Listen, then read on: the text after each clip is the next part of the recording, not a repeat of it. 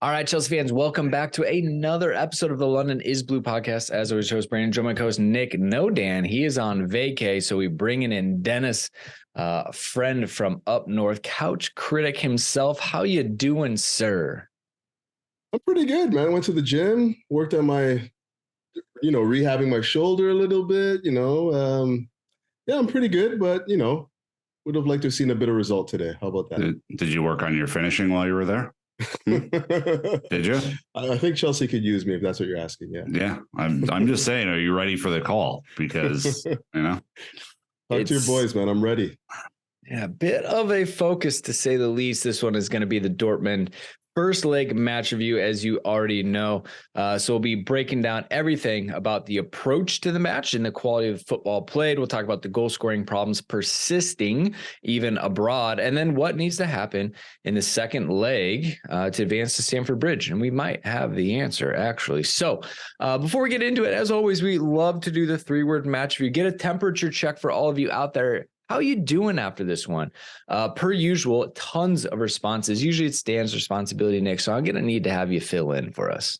Dan's in Dennis's home country in Vancouver this week for a little well-earned rest. Really? Yeah. They're doing the Michelin star tour as only they can do.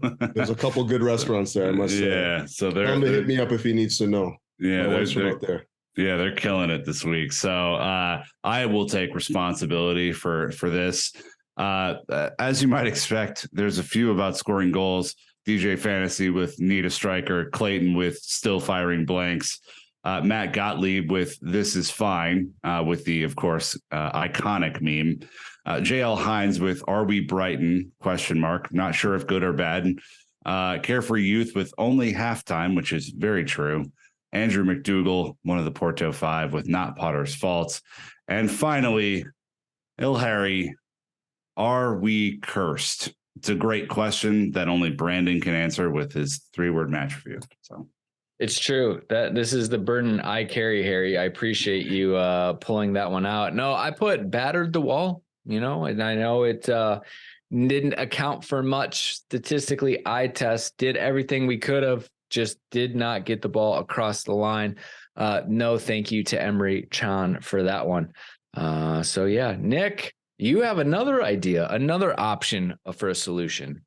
Yeah, I tweeted this out and it seemed to be pretty popular. So I'm just going to kind of copy paste and, I took on the script writing responsibilities this evening. So I'm being lazy with coulda, shoulda, woulda. Apropos. Thank you. Yeah, I came up with a slogan that I've been using a lot lately with my troublesome threesome son. It's finish your dinner. How many opportunities did we have in front of goal today that, on another day, that's like a 4-1, 3-1 game. Easy. So finish your dinner. It is true. Kind of interesting, even on a day that Pulisic doesn't play, he's trending in the sports side of Twitter. You just wonder as well, like, could he have been the difference maker? We've seen him hit City on the break and almost do to the opposition what Adeyemi did to us, unfortunately. So anyways, shout outs to everyone on Patreon. If you're looking for a good old Chelsea FC community, check us out. We have an amazing Discord server there. And as always, we're asking people to give us 5-star reviews in Spotify and Apple Podcasts. Again, we are top 10 in soccer in the US for all podcasts. That's ESPN, that's NBC, that's CBS. There's a lot of big time media companies in there, and we are throwing our weight around. So we appreciate any of the help we get. But here we go. Match details time. We're getting into it. It was Borussia Dortmund this past Wednesday, the 15th of February. No Valentine's hangover for us. Was the Champions League at Signal Iduna Park. But, Nick, it is actually, like a lot of stadiums, known mostly for its original name, isn't it? The Westfalenstadion, which is one of my favorite names for a stadium ever. I remember watching, it had to be that, when they had that miracle run in 2013. And they would do like the overhead, like camera shots from like the helicopter going in that thing. And it looks so damn intimidating. I was like, man, like I want to go see a match there. That thing looks awesome. And to be fair to him, man, Dennis, they showed out today. That thing was packed. It was unbelievable. What was it, like 80,000, 82,000? Yeah. And they didn't stop singing the entire match. Like, kudos to them. Like, that's a kind of support you want to see in the Champions League. Not to be outdone by our own away support as well. I thought that they did a good job of representing us the right way as well. But man, that wall is intimidating. It's beautiful. All the British journalists there, just a lot of photos in social media posts about it, just because it was that big. Todd got him too. He was doing the little Instagram story. It is impressive.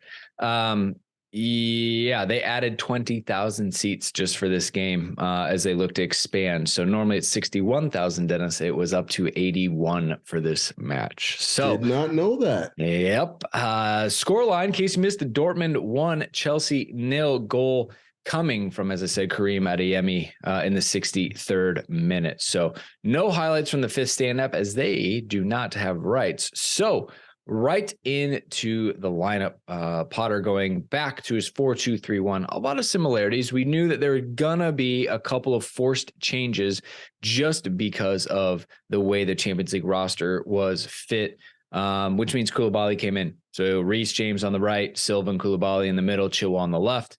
Sticking with Ruben Loftus-Cheek and Enzo Fernandez as the holding midfielders. And then up front, he let Mudryk, Felix, Ziyech spin in behind Kai Havertz, and that's how it settled us. Only 2 subs on the day, which I thought was a little interesting, but I guess if it's working enough, you don't really mess with it. Mason Mount and Mark Cucurella came in as a double sub in the second half, which left Kovacic on the bench, Bettinelli, Trevo, Zakaria, Gallagher, Aspi, Carnes, Wesley Fofana, Bergstrom, and Lewis Hall all sat there. But Nick, I kind of wondered, especially with a Kovacic, especially with a Fofana, especially with maybe that's it for the most part. Anyways, just how much fitness did they really have in them? You know, they're all coming back from injury. So again, it's like minutes at this point. Yeah, the same with Trev, same, Zakaria. Yeah, we know that Aspi doesn't have 90 right now. Carnes and Connor, probably, I don't know if they're Champions League ready right now. Like, I think it's kind of a false front of a bench a little bit. Like I think the players that started are probably the players that you would want to play. I mean, obviously you wish you had Badiashile in the Champions League. You had to sacrifice him to get Felix on, and you wish that, today, especially, you wish you had Madueke out there on the right wing, just causing all sorts of chaos, which I love. So, but obviously Ziyech comes in for him, and I don't think either one had a bad game. So this is not me slating them at all. I think Koulibaly actually played maybe his best match in a Chelsea shirt today. I think it could be argued, and Ziyech, was a key contributor offensively. So. Yeah, I think the starting lineup is what it's going to be in a couple of weeks too. Pretty much, that's how I feel about that. Mm-hmm. Yeah. Some of the top line stats: Chelsea had 21 shots, 8 on target, so that's over 1 out of every 3. We had 53% possession. On Dortmund's side, they had 14 shots, only 2 on target, with 47% possession. So Kepa made a save. They scored the second. That was about it on the day. We had 12 fouls there, 13, 4 cautions there, 6, no red cards, could have been, 3 offsides to their none, and 10 corners to their 5. Again, XG giving us a 2.1 from Foot Mob to 1.41 for Dortmund. This is the first time we've been over 2 in a while. We're usually around 1.3, maybe 1.5 in the last kind of handful of league games. And if you really want to break it down, it was 0.71 for Chelsea in the first half, 1.39 in the second half, which shows you we really, really laid it on. Dennis, 3 big chances. And we missed 3 big chances. We continue, as CFC Central likes to tweet out, we get a big chance, we miss a big chance. Streak continues. It really is so frustrating. We do have a whole section about this, Dennis. So don't spoil. Okay, don't blow my load already. Don't spoil your big take yet. Okay. I will hold back then. I will say this though, in lead up to this big section coming up, I thought we did a lot of good things in the build up. I thought Chelsea looked to be playing a lot better on the counter, especially in that first half. We looked to be razor sharp. It's just now the final step is just finish. Just finish your dinner. That's going to be the slogan for the day, guys. Finish your dinner, man. We're gonna hear that one throughout it. No worries there. One random stat add up to Gene saying 21. Borussia Dortmund faced 21 shots against Chelsea, their highest tally in a Champions League game that they won on record. That was since the 03-04 season, wall, which ironically they put a picture of a wall from a free kick. It was not our day. It doesn't feel like we have one of these stats every week. Like, wow, another team has done something unexpected against Chelsea. So true. It's crazy, man. Like, it's just bad luck. Everything. It's like when you listen to the commentators and they say, team hasn't scored a goal from the corner in 3 seasons. And then all of a sudden it just bangs in on, it's crazy. Our luck is ridiculously poor this year. The opposite of a commentator's curse.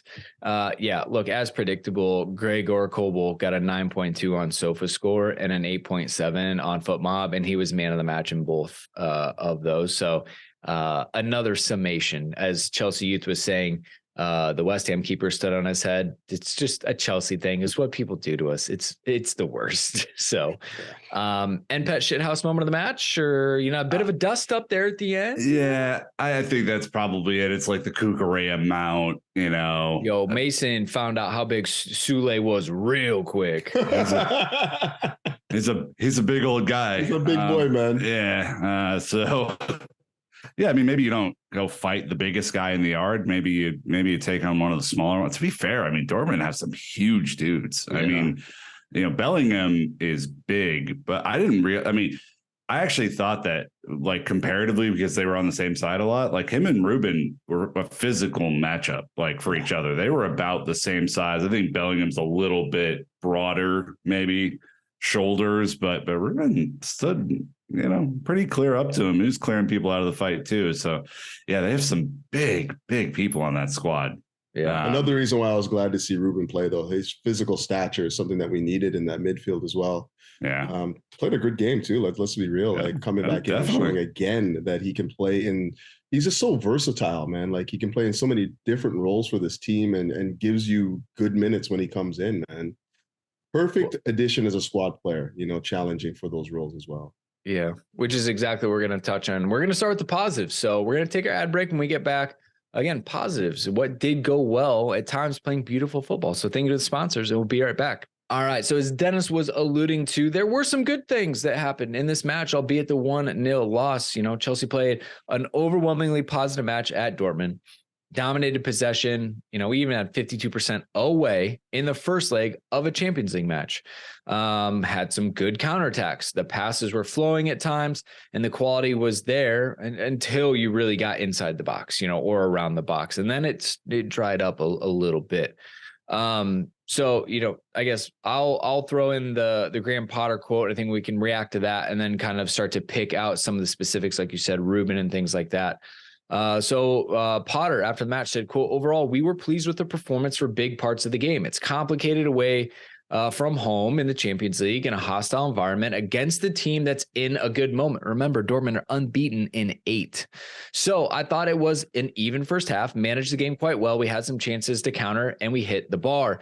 Second half, apart from the one decisive action where we didn't do well enough, we were the dominant team and created some good chances. With a little bit of luck and final execution, we would have got the deserved goal. It is what it is. We just have to keep going. It's halftime. It's a tight game, and we'll look forward to Stamford Bridge, end quote. One detail on the counterattack where we did slip. Phil at Chelsea U did tweet that actually Mudryk was there. Mudryk was the one marking Adeyemi, but he slipped. And so Enzo was marking nobody. And then our backup failsafe failed. And then we went to our backup failsafe. So really unfortunate in that moment too. We gotta buy Mudryk some spikes. That my guy was slipping all over the place today. And so you gotta work on the footwear there a little bit, because everybody was in my mentions about, like, well, why is Graham Potter only having one guy back in a Champions League game against a counterattack? And it wasn't that. It was that his marker completely whiffed and let him go. And it just, it was a brutal moment for us. And I think the point I'd make about the counterattack before we get into the positives is that, like, you if you're Enzo and you're not on a card, take a card there, man. Just bring him down. foul him in their half. Just clarify, no red card, dude, in their half. Just right there where there are people, and just take them out, and that's it. You got to do a better job there, unfortunately. But yeah, I mean, Potter also said this is another step forward for us. The performance was another step forward for us. Before the game, you're looking at Reece James, Chilwell, Ruben Loftus-Cheek, Koulibaly. That was either their first or second game for quite some time. It isn't easy to pick up the speed of the Champions League, but I thought they did it well. We had 3 new players coming in, playing against the team in a good moment. We will improve in 3 weeks' time, and we'll take and we can take the game at Stamford Bridge. The first one I want to touch on, Brandon, is Chilwell. He starts, and I think to rousing cheers from Chelsea Twitter, and by proxy, I mean, I think the left side was balanced like we thought it might be. Obviously, him and Mudryk began to connect and all that sort of stuff. But what were your thoughts on Chilwell's performance, Brandon, and just the overall balance he brought? Well, I think, we're always going to want Chilwell in when healthy, and I think so. The fact was, all right, if he is going to start, how long do we get him? Because we still don't think he's got 90 in him. Potter said the plan was always 60 to 70 minutes, which he got. So he's bright, he's athletic, he's positive. No issues with him and Koulibaly on that side, which I think was never really the concern. It was more an attack. What can he do? Mudryk was back in. Credit to CFC Central again. He put out a thread saying, hey, it's actually not Cucurella's fault a little bit. So I read it. I learned. I educated myself. Appreciate him for putting that out there. But Ben was good. He was fluid. He's a hybrid of a hyper defensive left back and a Marcos Alonso who could not care about defending one bit. And he's the perfect balance because he can tackle, he's fast, he's smart, and he's technical, and he loves getting forward. So I was just really glad to see him back and remembering what we got in that first run post transfer in from Leicester. And I wasn't really sure about him because I just hadn't watched him, and he graced us that first run. He's had some injuries, but this is what we want. We want him being the starting left back or left wing back. He's versatile, and I'm super happy to see him. Yeah, I would agree with that. A lot of what you said there. I think what you get from Chilwell is just the ability to, really threaten that back line, really put them under pressure. And, with Mudryk still sort of like in preseason form, if I'm being honest, he's not quite up to speed yet. We needed somebody on that left flank and just kind of like marshal it, settle things down, and like get us playing the right sort of football. And thought that Chilwell was a bright light in that regard, in terms of just getting us on the front foot and like continuously putting the pressure on the defense and whatnot. And he's a welcome addition. In contrast to Cucurella, I think Cucurella has been good for us, to be honest. I mean, not great in every situation, but he's been good, and you're right. CFC Central did outline that, he's had his fits and starts, but at the same time, a lot of the things that we've been seeing the last couple of days has been mostly down to just tactical more than anything, and not having the understanding with Mudryk, which, to be honest with you, I don't think that Chilwell and Mudryk have the same understanding either. That's just going to take time to grow and get like a real sort of synergy and understanding together. Like, from what I see from Mudryk, he likes to have the ball in behind, and there were opportunities where we could have played him in early and he just used his pace to get in behind, and we just didn't really recognize those runs enough in the last couple of games. I think what I liked about Chilwell's performance is that he actually maintained the width. Cucurella has been all over the map, and not, I think, supporting the width. And I think when you saw Mudryk finally get on the ball, and start to make, people miss and make them scared as he was getting close to the box, that's when Chilwell would do the outside overlap to maintain that discipline, right? Or back him up so that he had a quick outlet pass so that he could pass and go, right? This was a really, really savvy performance from a not 100% Ben Chilwell. I mean, that last run, Brandon, when he's hoofing it down there, you're like, whoop, well, maybe not quite 100% yet, but I think the fact that he got 71 minutes today is a huge step forward for him. He did take a little bit of a knock, which, Graham Potter, said that, about 5 minutes before he came off, he had a little run down the side, had a kick on his ankle. I haven't checked it over, but I think it's more of a kick than anything, and probably a little bit of fatigue. First start for him in some time, so it was good to take him off at 60, 70 minutes max. So that was our plan anyway. But I mean, he created 3 chances today. He did. And one of them was a big chance. He had 4 passes into the offensive third. He won 50% of his tackles, 3 for 6, won 50% of his aerial duels, 1 for 2. He had 5 recoveries. Again, I was kind of looking at his heat map here. He is obviously bombing up and down, but majority of his time was spent at midfield and in the opposition's half, and I think I looked at like average position of players. I mean, he might have been left back on paper, but I can tell you it was just Thiago and Koulibaly back. Everybody else was up today. Yeah, 100%. And Chilwell's ability to maintain possession and progress the pass was key to that. When you have Chilwell and Reece James healthy, this is a different team, right? Teams are afraid of us. They create so much on those flanks. And the more Chilly and Moody, as we can start to call them, get their stink together. A 70s cop drama. There you go. they're gonna be flying. I bet they love like going to the tattoo shop and say, "Hey, what random ass thing do you want to put on our body today?" They're all for it. A liger, probably. They want a liger. A liger. What's wrong with you guys? it was good. But there's a lot of other players that created too, Nick. Obviously, Chilwell coming back and stamping his authority on this one was good. You have the deliveries into the box today, because I think that's really important is who is trying to create that final pass. Ziyech had 4. I think he had 2 passes and 2 dribbles into the box. There was that 10-minute spell where Ziyech was just like outside of his body. He had all the confidence. He was taking everybody on. He was like shape shifting between 2 defenders, and he ended up being like for that 10-minute period, he produced more than I think we'd seen out of him in weeks. Yeah. I actually think he was pretty good today. And I think the Champions League, just from a pace and physicality standpoint, just suits him better than the Premier League does. So that's probably not a massive surprise. But yeah, I mean, it's Ziyech, it's Felix with 4. We'll talk about Felix here in a second.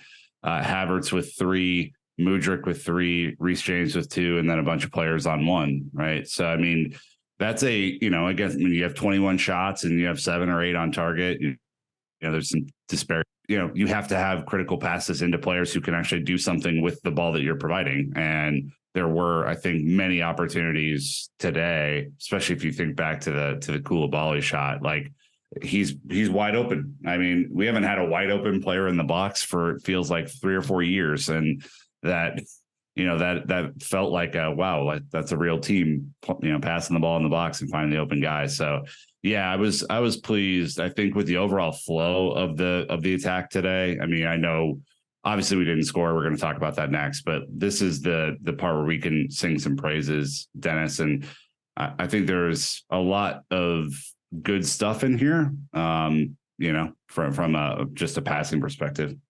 Yeah, I think I can echo those sentiments. I think that we did a good job in the buildup and, identifying the weak areas in the box, which was basically, at the top of the 18. Like they left that wide open so many times.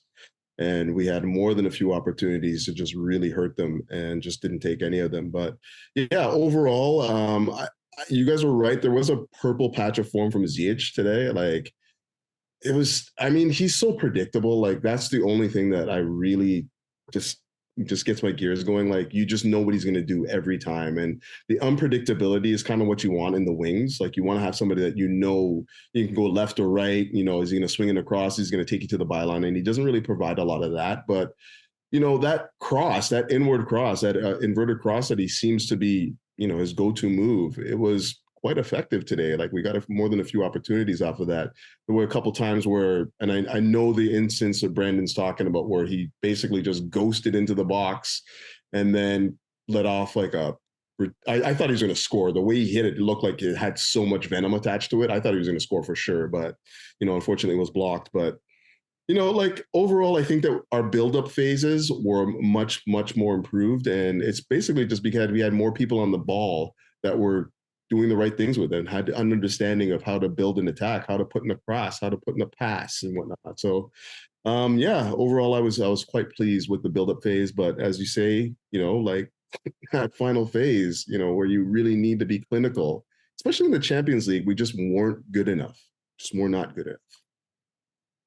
Felix was all over the place. I mean, he kind of mentioned it, how he didn't score, especially off that great cutback at the beginning.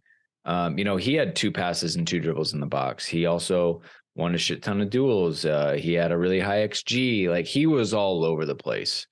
Nick, rightly so, he said he was wasteful. And I'm just like, he was creating everything. It seemed like if something good was going to happen today, it was going to go through Felix. And it just, again, and this is what we've been saying, like, you're just like, I can't imagine any other season that a player of his quality would just miss all these chances or just, one step not enough. And, even at West Ham, and how he didn't score was absolutely beyond me. But what I will say is his techers is disgusting. Oh, the ball in tight spaces, he invites pressure. He'll pull back, roll off a player. I mean, that guy, I don't know what was going on at Atletico. I don't know, but like, I get him and Diego Simeone didn't see eye to eye. As a coach, if you have a player with this much skill and confidence, sometimes you just got to let the kid go. And I do think that Graham Potter putting him as the number 10 and giving him this freedom is the right decision. Yeah. Yeah. Oh, yeah. The Jamie Tart of our generation, really. Look, I mean, I think the offensive stuff is flashy, but what I'm most impressed about with Felix today is 9 duels won. He had as many duels won as Emre Can today, and just a couple of destroyers. More than Bellingham, more than Adeyemi, more than center backs. He was not only, I think at times wasteful, but he recovered too. I mean, so it's not like sometimes when Eden Hazard lost the ball, we didn't get a full amount of effort in the track back to get it back. But this was I think, again, it was a really physical game between two teams playing at a very high pace, Dennis. Like, I think the thing I wanted to highlight here is this was a fight. Both teams came into it. There's a lot of tackling, a lot of dumb tackling, a lot of physical matchups on set pieces. And I think our guys, who I think could be, forgiven for being smaller technical players for the most part, showed up and battled the big German squad. Yeah, that's what Champions League's all about, man. You bring your A game, and like you bring your fight and your mentality to impact the game. In respects to Felix, I think this guy's technique is just incredible. It's just incredible. He reminds me, he's the first person since Eden Hazard to excite me when he has the ball at his feet, because it's, again, that unpredictability and the ability to just really put the defense on their back heels. Like, how many times did you see him in the middle of the pitch, dribble past 2 or 3 guys with effortless ease, just so easily. And then, pick a pass as well. I mean, there were a couple times where I thought that he held on to the ball a little bit too long, where I feel like he could have just released it into space and had Mudryk, just bombing in on goal. But overall, when we're in transition and the ball's at his feet, he's going to make the right decisions more often than not. And it's going to put us in, the most critical areas to score goals. It's just unfortunate we didn't take enough of those today, or any of those, to be honest, right? But again, everything that you said about the fight within the squad today and the ability to really withstand a big team, like a big physical team. Like, you wouldn't think that of Dortmund to be a big physical team, but they are that right now. And, we held our own. We were very much toe to toe with them for the most part. And, I think there's something to build on going forward. I mean, we're going to talk about the return leg, I know, a little bit later, but I really think that if we can take the energy from this game and, bottle it up and bring it into the next game, I think that we might be in a good position to, just get out of the tie. Yeah, I mean, other positives here, Brandon, just to highlight some other players. Reece started to look like Reece again today, which was utterly fantastic. I think he enjoyed himself down that side quite a bit. Not one to shy away from a physical altercation, old Reece, but he seemed to start to get better in sync with Ziyech as the game went on. Yeah, I mean, the swag is there. It's almost to the point where we're back to, hey, this is the level we expect you to be at, and this is what we take for granted because you're good.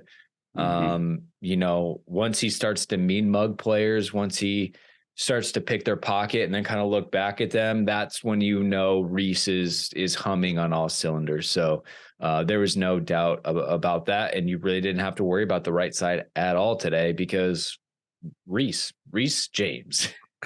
Couple of really good free kicks too. I'm not saying he should have scored on that one, but I think he also provided some good service off free kicks.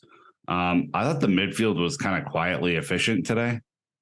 Real quick on Reece, what I was surprised at his passing and movement in tight spaces on that right with him and Ziyech and Ruben and things like that in the attackers. That is something a little bit newer that we're seeing. He was very venturous and willing to kind of like bait people in, and then a little flick, and then he'd get around them as well. So again, maybe a little evolution with Reece's game. Yeah. The midfield was interesting for me as you mentioned that, Nick. I thought in the first half we're having some problems there, just like getting the measurement and like really keeping it tight. Like I thought we were easily played through the first maybe 10 to 15 minutes of the midfield. But as they grew into the game, and speaking of specifically Enzo and Ruben Loftus-Cheek, we started to see, their quality come to the fore, like both defensively in transition and in the offensive third as well. So, yeah, it was a bit of a slow start for the midfield, I think. But, as they grew into the game, I felt like they had a little bit more presence and they had a little bit more control in there as well. Not an easy midfield to play against either. Emre Can's not exactly lightweight in there. And then obviously when you look at Jude Bellingham, who's very good on the ball, very technically sound, and also physical, it was difficult.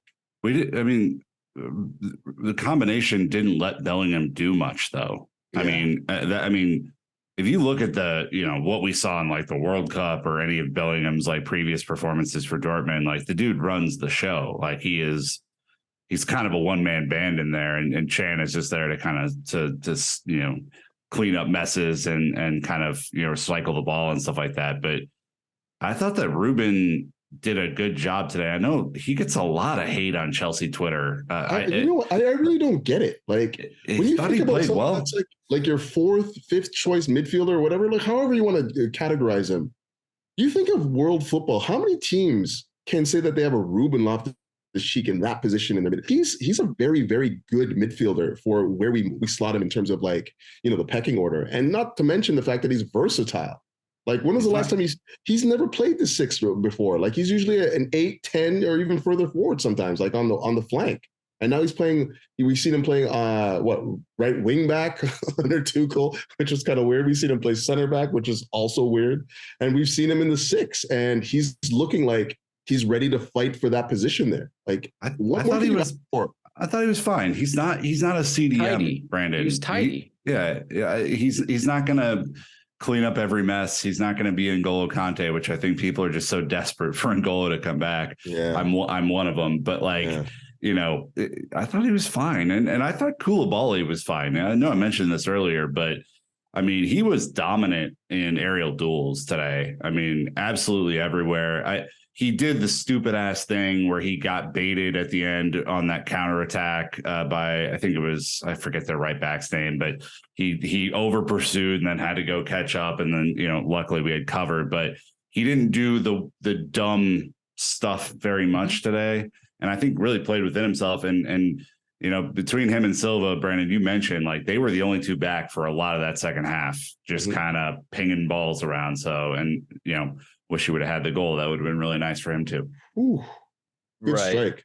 Good strike. He had a key pass. He only won 1 of 3 of his ground duels, but he won 3 of 4 of his aerial duels, which is usually where we want him to. He had 4 clearances, 2 block shots. Very, very big heat map on that left side. Was he sick? Wasn't he sick? That's why he was out recently. He's sick. Really? but Batty Shields now the starter on that side. No, I know, but that's what I'm yeah. saying is like, because it was like him and Sterling that were kind of okay and available, but not really. So he's also kind of being forced right back into it as well. I guess is what I was kind of thinking. Of course, Batty Shield was always going to play in the league and save Koulibaly for this. You know, think about his mentality as well. He knows that this young kid probably just came in out of France and took his job. But he still showed up. He acted like a national team captain, wasn't, doing anything fancy, was a hard man, was positioned well. I didn't feel like Thiago was having to scramble too much. Koulibaly played a very smart game. And because of that, it kept the pressure in front of the center backs. Like I said, they had 2 shots. One kept a save low to his right in traffic, and the other one went in.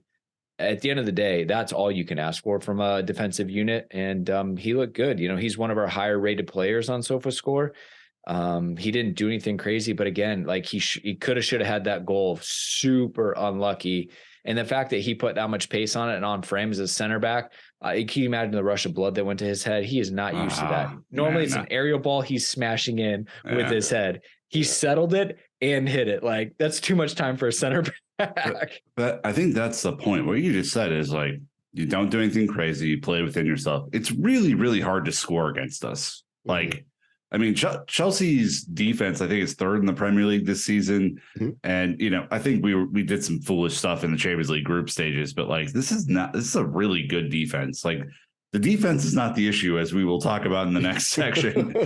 It's putting the ball in the back of the net. So I think if we play within ourselves, again, maybe you give up a goal, but you're probably not giving up more than that on balance this season. So, I mean, I feel pretty good about that. Yeah, and like, just to touch on Koulibaly again, I think that he's struggled with the pace of the Premier League. Like, let's just be real. I think that he's kind of like really had a rough time just coming to grips with the pace.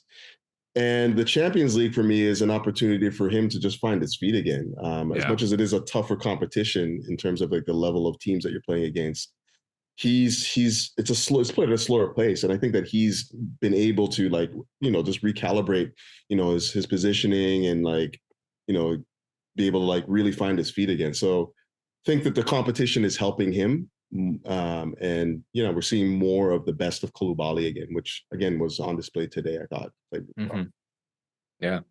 Well, that's obviously 2 sides to every coin. That was the good side. So flipping it over. But I do want to take a quick ad break. So when we get back, maybe some of the struggles about Chelsea not being able to score. So thank you to the sponsors, and we'll be right back. All right. Well, despite playing some beautiful football at times, Chelsea consistently struggled to convert chances in front of goal. It's funny. I was just on Twitter, and good friend of the pod, Twin Cities Blues, was saying, bollocks, Chelsea are inventing ways to not score. Frustrating. He was there in the gods watching this one. But he says, I think we can get a result at home. But we got to focus on what happened today. Op the Joe sticking in the knife, saying 4 in 2023. Chelsea have scored just 4 goals in 9 matches in all competitions, failing to score in 5 of those games. Indeed, they have drawn a blank in more matches this calendar year so far than any other Premier League club, lacking. Like I said, we battered, had 21 shots, 8 on target. Coulda, shoulda scored. XG of 2. The recipe was there. All the ingredients were there, Nick. We just forgot to put it in the oven. Yeah, it's maddening. I mean, it's absolutely. I mean, it's funny if you like to laugh to stop from crying. I mean, the Felix shot that hits the bar, you assume that he puts that away 9 times out of 10. Havertz's chance, you got to do better with that. Enzo, I think, gets really unlucky at the end with a great save from their keeper. It's I don't know, man. I'm really struggling to understand what's going on, because I think the chances are there, for the most part. I think this team creates enough to have a couple of goals. Our XG is consistently 1.5 or above. But I mean, if you look at the XG per player today, Kai Havertz 0.99, Joao Felix 0.81, Ziyech 0.5, Fernandez 0.3, Chilwell 0.2, James 0.2, on and on and on. The highest Dortmund player was a 0.59 for Adeyemi's goal, probably. So the chances are there, Dennis. Not sure what sort of reverse jinx or magic you have to concoct to make the goals go in. Finish your supper, man. Finish your dinner. It's the slogan of the day. And yeah, we are creating a lot now. I think that we have the personnel on the pitch to create opportunities to score. But I mean, we talked about this earlier, but like I'm thinking about it now, and I'm like, did we actually make the right selections in terms of like who we want in the Champions League roster right now? I'm sure that's a question that's on everyone's mind right now. Obviously Aubameyang was left out. I mean, I mentioned to you guys earlier, like Ziyech was literally a fax machine away from going to PSG. He's in the squad. Didn't play bad today. I thought he was actually really good, but we still need a goal scorer. Like you look at the roster right now, we don't have anyone that is an actual goal scorer. I mean, you can play Kai Havertz at the 9 and you know what you're going to get from him. He's not necessarily the most, clinical in the box. He's not the most clinical striker. So if he goes down now, like just assume right now that even Kai Havertz goes down to injury right now, what do we have up top? We have absolutely nothing in terms of the striking position that could pierce any of the teams, that are left in this competition right now. So I'm starting to question the decision-making to leaving somebody like Aubameyang. Regardless, he hasn't been playing well this year, I agree, like especially in the Premier League, but he's a striker. He's a guy that knows where the goal is, and so I don't know. I'm looking at it and I'm thinking about like, what do we need most right now? We need somebody that can finish opportunities. And I'm sorry, as much as like Aubameyang is not the best in terms of like build-up play, he's not the best in terms of like work rate off the ball, all of these other things that we can, point to. So why he's probably not favored right now. You're putting up a chance in front of him. He's probably going to take it, more so than pretty much anyone else in the side right now. So yeah, it's frustrating. I think we look to the next leg right now. Maybe Raheem Sterling comes back into the side. Who knows? He's somebody that we can probably look to help us, help with our finishing. But overall, I'm just not seeing enough. We have a great attacking intent when you look at Mudryk, Felix, Kai Havertz, Ziyech, Reese, Chilwell, but we just don't have the potency in front of goal. And I think that's going to be a real problem going forward until we address it. I mean, the Champions League roster is very different from the Premier League roster, and the forwards that Chelsea listed when they put out the presser was Joao Felix played, Mykhailo Mudryk played, and Kai Havertz played. To your point, the only two people who can come back from injury are Christian Pulisic and then Raheem Sterling from being sick. Mason Mount's coming off the bench. Hakim Ziyech just kind of in and out from there. But what we have is what we got. I mean, at this point, Nick, I don't think there's really nothing to change. You just have to dial in like something on the training ground. I mean, I feel like we're creating the right types of chances for the right people. Kai's hold-up play today to like feed in Joao Felix on that counter was brilliant. I don't know how that didn't go in either. So I felt like we created the right chances. We created a lot of chances. There weren't a lot of block shots. I haven't been able to figure out if it's not personnel that you can change stylistically what we want to do. All I would say is that, again, whatever the hell they eat when they're before Champions League games, they should probably do that before Premier League games, because this team was completely different from West Ham. They were hungry from minute 1 to 90. Yeah, it was a full performance. I mean, a full match. But yeah, man, I really don't know. Part of me wonders if it's just the yips and the coach that's been brought in on the mental health front is maybe gonna help cure the yips a little bit. But man, yeah, it's super frustrating because I mean there are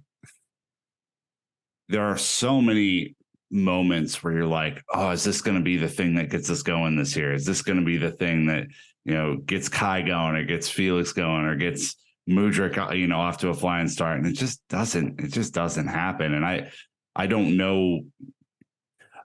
This is where I have empathy for Potter. Potter can't score the goals himself. He can put what I think is our best lineup out there today. I don't think I'd make one sub in that attacking four, and they have to go perform, right? And I think there can be a lot said about Potter, the results, the lack of wins, the 2-14, the setup of the team, all that sort of stuff. He can't make them score in a game situation. I mean, he's pretty powerless there, Dennis. So it's where I have empathy for him, man. He's carrying luggage under those eyes. Yeah, I don't think that Potter, anyone that is, pushing this Potter agenda after today is, just definitely, misdirecting where the ire should go. I thought he coached a 4-1, to be honest. I thought the tactics that we employed easily should have had us 4-1 in that game. We had so many chances to score.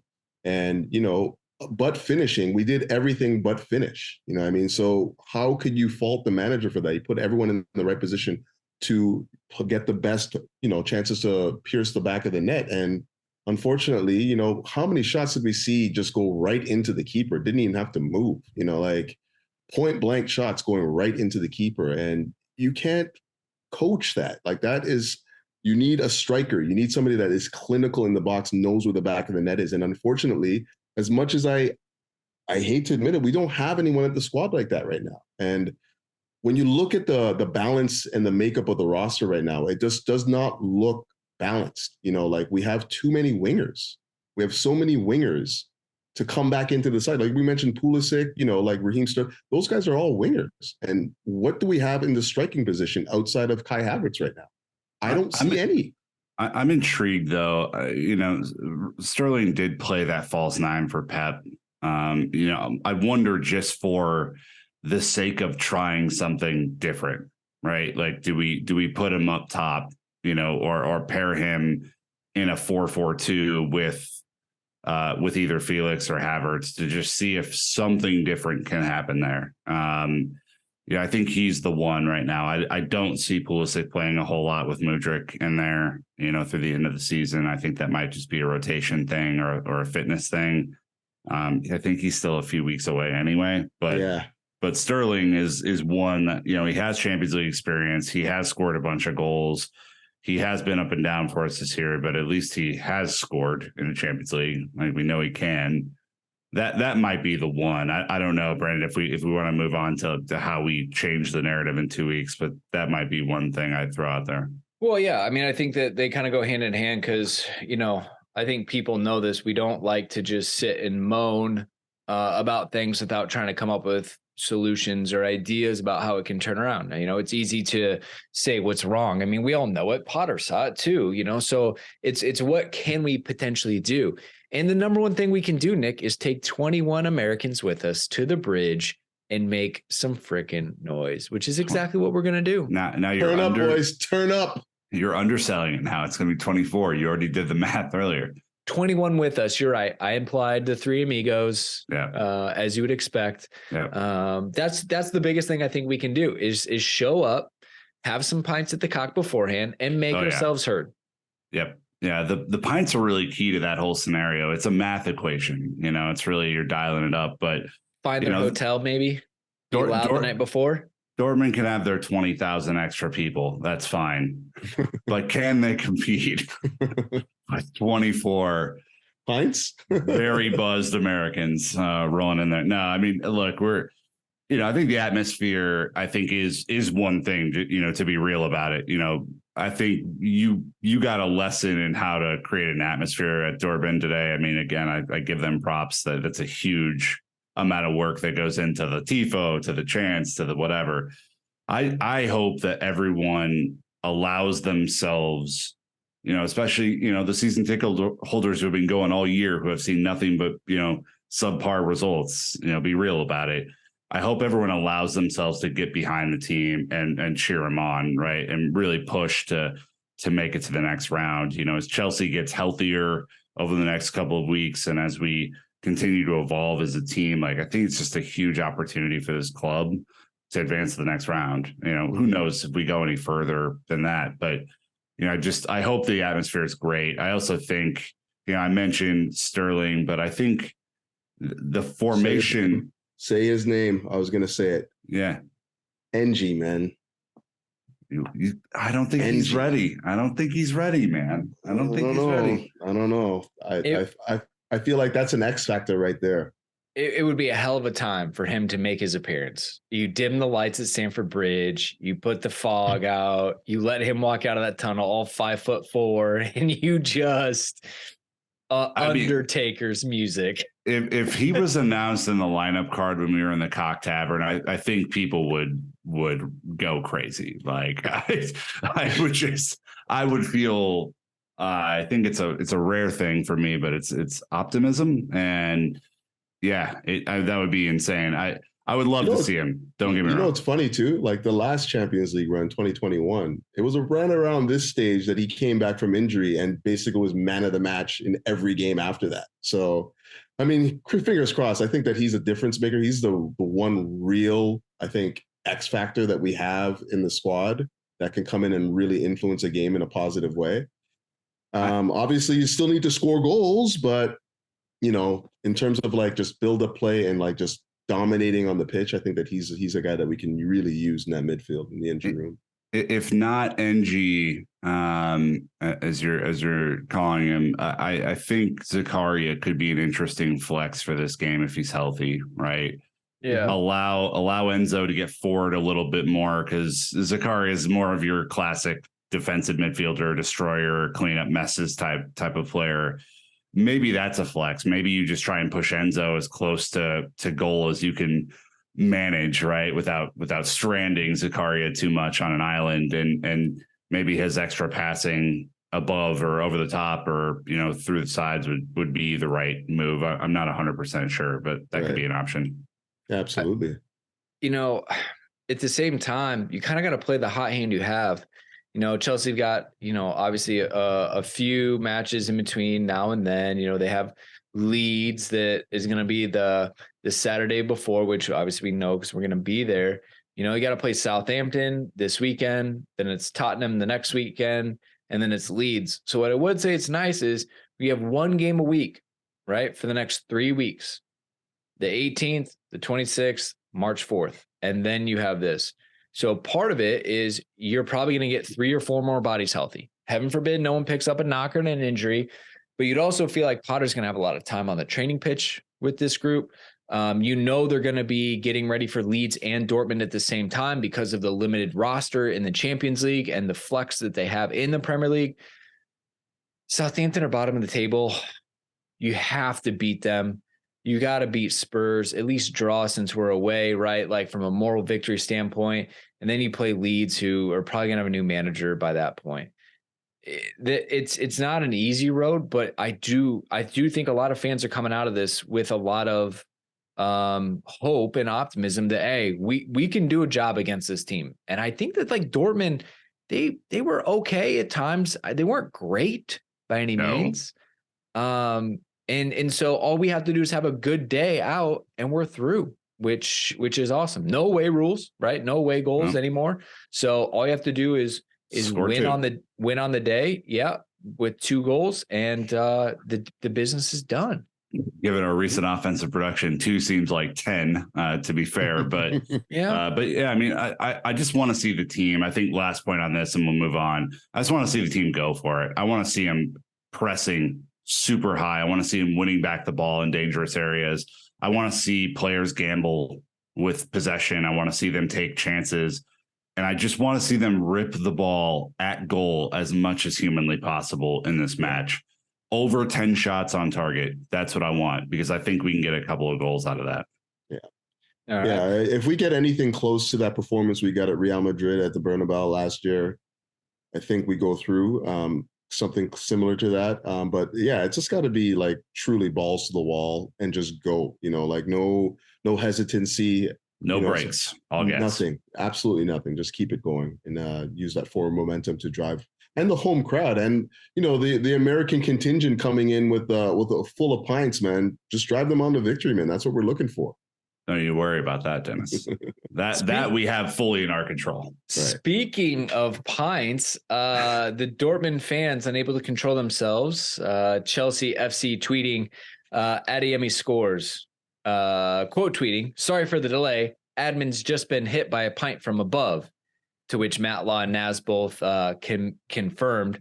Matt Law said, if ever there was an advert not to bring beer back into the stands in England, then it was here in Dortmund. So many pints of beer thrown down from the stands when Dortmund scored. Absolutely moronic. Naz says, someone threw a pint over me and broke my laptop when Adeyemi scored. I definitely want Chelsea to turn this around now.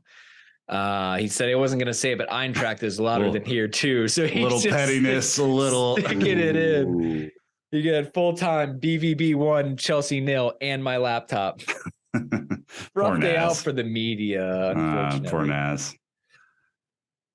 Well, I don't know. I mean, it sounds like this is not a good advert for booze in the stadium. It was funny seeing people sit like right behind the goal with a pint in their hand, but yeah, my favorite was some guy replied to Matt saying, I don't know, it was only a few pints. It's not that bad. I was like, really? Okay. Okay. It only takes one. Says that guy. Yeah. Yeah.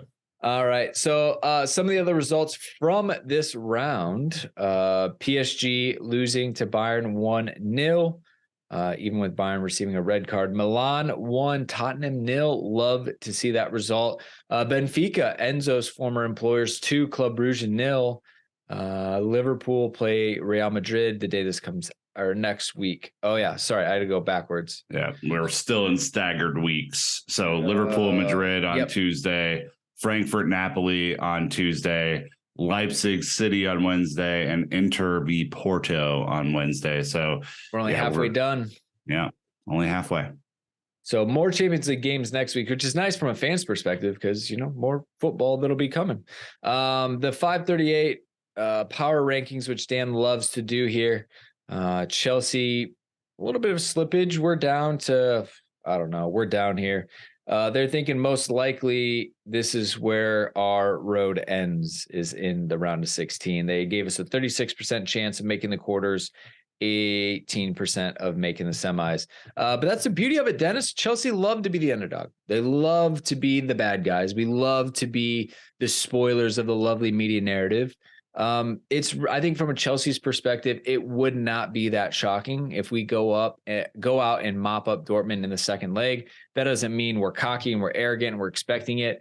Think of the away legs, whether it's Liverpool, Napoli, Barcelona, Real Madrid. We have proof in history that Chelsea will step up in a time where they have to win and do the business. Yeah, I mean, we made a history of having our backs up against the wall and finding a way through. That's the Chelsea way, really. So yeah, there is an opportunity for us to do that again. We haven't been playing the greatest football the last little while, so there is that to think about. I'm still trying to figure out when we can see some consistency on the pitch. We're seeing fits and starts of that. We're seeing like 10 minutes here, 15 minutes, 20 minutes, but I want to see a complete 90. And until we can do that, I can't necessarily say that we're in a position where we can just consider ourselves through to the next round based on the performance that we saw today. Like, I thought we played extremely well today. Don't get it twisted, outside of like the finishing, but I need to see that again and again and again, just to build up my own, confidence into what we're seeing going forward. Yeah. I mean, I think the last thing I would add here is like there were flashes of this today. I don't know if you guys picked it up where, especially over free kicks, like Reece and Chilwell were kind of taking the piss. Reece and Ziyech were kind of doing a little bit of a swaggy thing between them. Like, I want to see more of that. I want to see this team fake some confidence for a while and just show up and just deliver. Even if the play doesn't feel like peak Chelsea, just deliver the attitude of peak Chelsea for a little bit and see if that works. I mean, there is nothing to lose here as far as I'm concerned through the end of the year. Like, we know it's a subpar Premier League. We know it's a subpar FA Cup. We know it's a subpar League Cup. We know that the Champions League now is on a knife's edge, right? So go out, free your mind of the expectations, swag in there and play really well. And I think it's going to, the possibility is there to go through. Mm-hmm. That's it. That is how it works. We're not over. It's halftime. Unfortunately, we're down 1-0, but we will be packing all of our good luck charms with us to turn around. But Dennis, thank you so much for joining us again on a midweek recording. It's very appreciative for you to hang out with us here on a Wednesday night. I was going to break my recorder out and play the Champions League theme. But that only comes out when we win. Only when we win. Okay? Yeah, send us that. Send us that when we win. That'd be amazing. That'd be a good way to get around copyright and everything. So as always, follow Dennis, Couch Critic. Link in the description. YouTube channel is a buzzing. Love to see it. Anyways, we're done here. This is my 4th episode of the week. I bet you are sick and tired of hearing me, so I'm going to take Friday off. Don't worry. I am. Take Friday off, get the famous CFC, take in their goodness. Blue Royalty put out some more content as well with the women's team, so there's no shortage of stuff. Go check it out. And if you're bored and you want to see us, we're on YouTube again, so check it out. Anyways, that's gonna wrap for us Chelsea fans. Until next time, you know what to do. Keep the blue flag flying high.